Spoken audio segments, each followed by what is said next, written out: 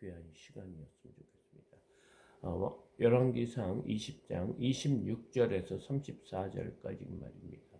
26절 해가 바뀌니 베나닷이 아람 사람을 소짐하고 아벡으로 올라와서 이스라엘과 싸우려 하며 어제 마지막이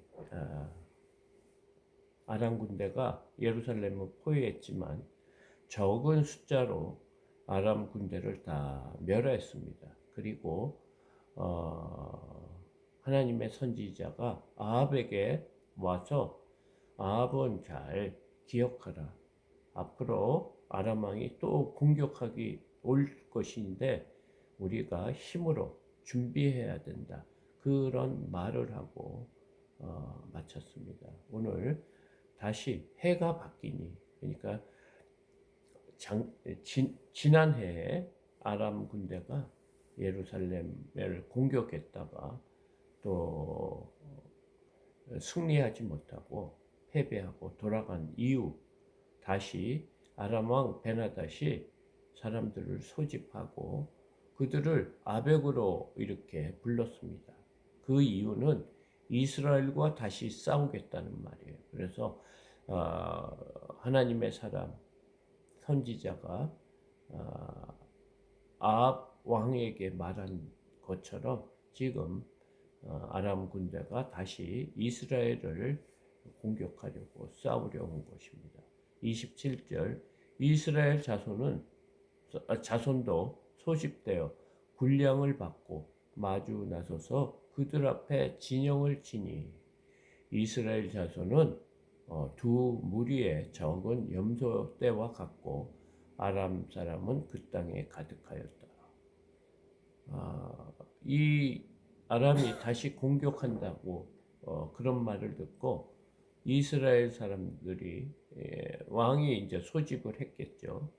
군대를 소집하고 그들과 맞서서 진영을 세웠는데 이스라엘 군대가 마치 염소떼와 같다. 아주 적은 두 무리의 아주 적은 염소떼와 같고 아람 군사들은 그 땅에 가득하였다는 거예요.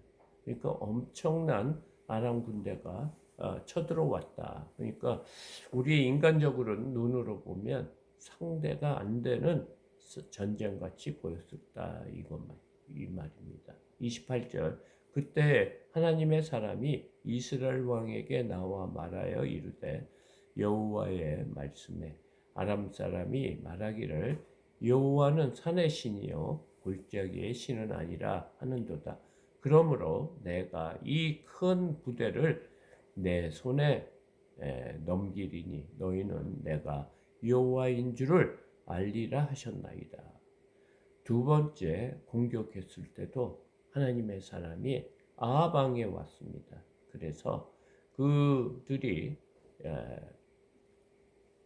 이스라엘을 공격하는 이유가 뭐냐면 우리가 섬기는 하나님, 이스라엘이 섬기는 하나님은 산의 신이다. 그렇기 때문에 우리가 이번에 아벡이 평지인 것 같습니다. 이 평지이니까 우리가 이길 수 있습니다 하는 그 아람 사람들의 그 신하들의 소리를 들은 것입니다. 하나님. 그래서 그들이 잘못 판단하고 있을 거라는 거기 때문에 그들을 너희 손에 넘기겠다. 그리고 무엇을 하나님께서 계속 아합 왕 시대에 말하려고 하는 거냐면 내가 여호와인 줄을 알리라. 진정한 하나님. 여러 우상을 섬기고 잘못된 판단을 하고 너희들의 그 삶이 이 나라가 어떻게 유지되고 지금까지 왔는지 그것을 말해주려고 하는 것입니다. 지금 악한 아합 왕일지라도 하나님께서 하나님이 누구신지 여호와 하나님이 살아계신 하나님이다 이것을 알려주기 위해서 지금 아람 군대를 내 손에 넘기겠다 했습니다. 왜냐하면 겉으로 보기에는 너무나 연약하고 부족한 아주 마치 두 무리의 적은 염소떼처럼 보였는데 그런 상황에서도 하나님이 함께 하실 때 이 전쟁은 승리로 이끌고 가실 것이다. 29절 진영이 서로 대치한 지 7일이라 일곱째 날에 접전하여 이스라엘 자손이 하루에 아람 보병 10만 명을 죽이매 7일 동안 이렇게 접전 마주했다가 7일째 싸웠는데 이스라엘 제손에 그러니까 이스라엘의 군사들이 아람 보병 아람 군대를 10만 명을 죽였다. 30절 그 남은 자는 아벡으로 도망하여 성읍으로 들어갔더니 그 성벽이 그 남은 자 2만 7천 명 위에 무너지고 베나닷은 도망하여 성읍에 이르러 골방으로 들어가니라.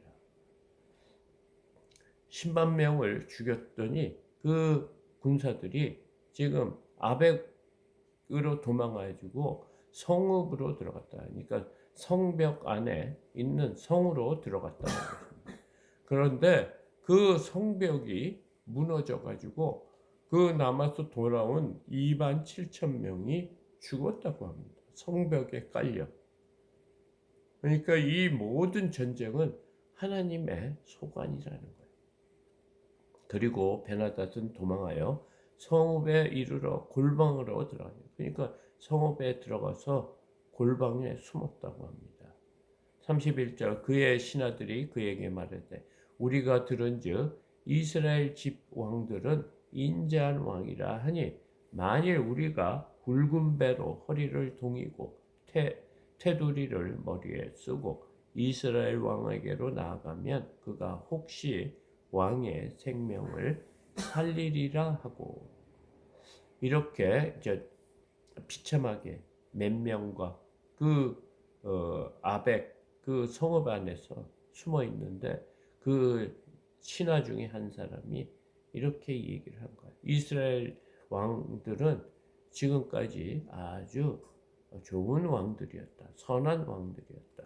그렇기 때문에 우리가 항복을 하면 우리의 생명은 살려줄 것이다. 그런 제안을 하는 거예요. 그래서 마치 장사를 지낸 사람처럼 그냥 굵은 배로 회개하는 모습으로 굵은 배로 허리를 두르고 머리에 띠를 띠고 이렇게 왕 앞에 나가면 혹시 왕이 우리의 생명을 살려줄지 어떻게 알겠습니까? 그거라도 해야 되지 않겠습니까? 지금은 제안을 한 거야. 그러니까 완전히 그 아람 왕이 베나닷이 자신의 자존심이 땅에 떨어진 겁니다. 32절 그들이 굵은 배로 허리를 동이고 테두리를 머리에 쓰고 이스라엘 왕에게 이르러 이르되 왕의 종 베나닷이 청하기를 내 생명을 살려 주옵소서 하더이다. 아합이 이르되 그가 아직도 살았느냐 그는 내 형제니라. 지금 32절을 보면 베나닷이 아합 왕에 나가서 지금 살려달라고 합니다. 그러자 뜻밖의 이 아합이 그를 원수로 여긴 게 아니고 내 형제다 그러면서 그가 살아있느냐 그런 내 형제라고 지금 말하고 있습니다. 33절 그 사람들이 좋은 징조로 여기고 그 말을 얼른 받아 대답하여 이르되 베나닷은 왕의 형제니이다. 왕이 이르되 너희는 가서 그를 인도하여 오라. 베나닷이 이에 왕에게 나와 왕이 그를 병거에 올린지라. 지금 베나닷은 왕 앞에도 오지 못한 거예요. 두려운 거예요. 그래서 신하들이 그 베나닷의 소리를 전하고 또 아합이 그 신하에게 말한 것을 베나닷에게 전한 모양입니다. 그런 마을, 그는 내 형제라는 그 말을 이렇게 좋은 징조로 여겼다. 우리는 이제 살 수가 있겠다. 이런 징조로 여기고 얼른 대답을 해서 베나다도 왕은 나의 형제니다 이렇게 화답을 하고 그런 말을 들은 아합 왕이 이렇게 얘기를 하는 거야. 너희는 가서 그를 인도하여 오라. 베나다시 이에 왕에게 나오니 왕이 그를 병거에 올린지라. 이 말을 또 전해들은 신하가 베나닷을 왕에게 이렇게 나오게 하고 이제 이끌고 온 거죠. 그리고 왕이 그를 병거에 올렸다. 병거라는 게 싸움터에 마차 같은 거예요. 전차 같은데 이렇게 올렸다고 합니다. 그러니까 마차를 같이 타고 갈 듯한 그런 위치에 올린 거예요. 34절 베나다시 왕께 아뢰되 내 아버지께서 당신의 아버지에게 뺏은 모든 성읍을 내가 돌려보내리이다. 또 내 아버지께서 사마리에서 만든 것 같이 당신도 다메섹에서 당신을 위하여 거리를 만드소서. 아합이 이르되 내가 이 조약으로 인해 당신을 놓으리라 하고 이에 더불어 조약을 맺고 그를 놓았더라. 이런 상황에서 베나닷이 회개를 하면서 자신의 아버지가 이 이스라엘의 예루살렘 유다 땅 아니 이스라엘 땅에 빼앗은 그런 성들을 다 돌려주겠습니다. 그것이 이제 화답하는 제스처입니다. 그리고 내 아버지께서 사마리아가 북이스라엘의 수도입니다.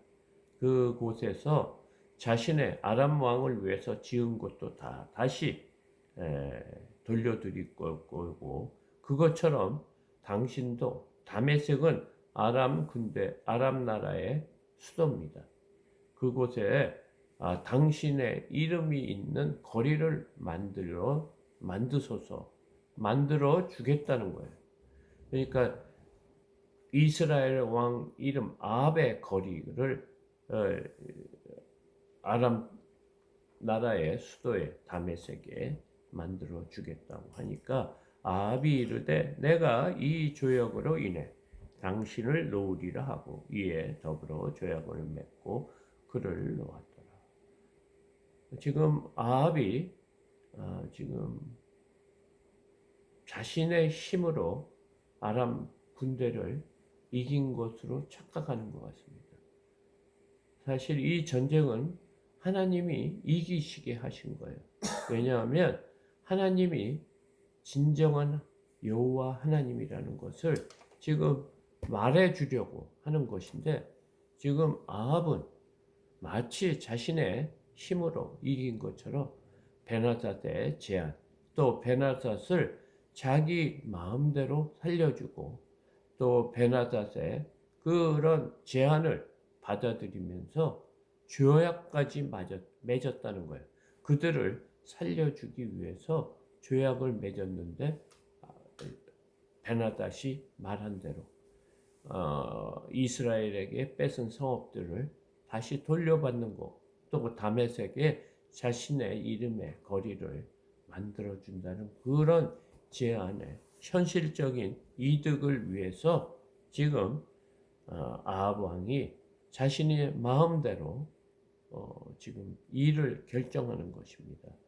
이것은 우리가 우리의 일생을 살면서 여러 가지 우리 앞에도 어려운 일이 생겨납니다. 그때 하나님 앞에 기도하고 그 일이 이루어진 이후에 하나님의 말씀을 귀 기울이는 것보다 이 지난번에 어려움을 그냥 잊고 이 문제가 해결된 것에 대한 그냥 기쁨으로 또 지난 과거처럼 자신의 마음대로 자신의 삶을 살아가는 것과 같은 것입니다. 지금 아합 왕이 두 번씩이나 하나님께서 아주 큰 전쟁에 승리를 갖다 준 것을 마치 자신의 힘으로 아람 군대를 이긴 것처럼 지금 마음대로 결정하고 조욕하는 것을 보게 됩니다. 이때 아합 왕이 해야 될 것은 하나님의 이름을 찬양을 해야 됩니다. 마치 두 무리의 작은 염소떼와 같은 그런 군사로 이 아람 수많은 그 군대를 이긴 그 일을 에 대해서 하나님 앞에 감사와 영광을 드려야 될 이런 처지인데, 그리고 하나님이 이렇게 이기게 해주신 이유가 내가 여호와인 줄을 알게 하리라, 그 목적에서 이기게 해줬는데 그 목적을 까맣게 잊어버리고 자신의 생각대로 일을 처리하는 것을 보게 됩니다. 오늘 말씀을 통해 우리가 하나님과 동행하는 것이 무엇인지, 하나님이 기뻐하시는 것이 무엇인지를 보여주는 것 같습니다. 우리가 큰 대단한 사역을 하고 주의 일을 하는 것보다 우리의 삶 속에 작은 것 하나하나라도 하나님이 우리의 삶을 인도하신다는 그런 믿음으로 사는 것이 하나님이 기뻐하시는 삶이라는 거예요. 우리 마음대로 우리의 이로 앞에 있는 문제를 그냥 내 마음대로 결정하는 것이 아니고, 그것이 또 하나님의 일이라도 그것을 먼저 하나님 앞에 기도하고 간구하고 하나님의 뜻에 맞는 결정을 하는 우리의 삶이 되어야 된다. 이 말씀을 통해 우리가 깨닫게 됩니다.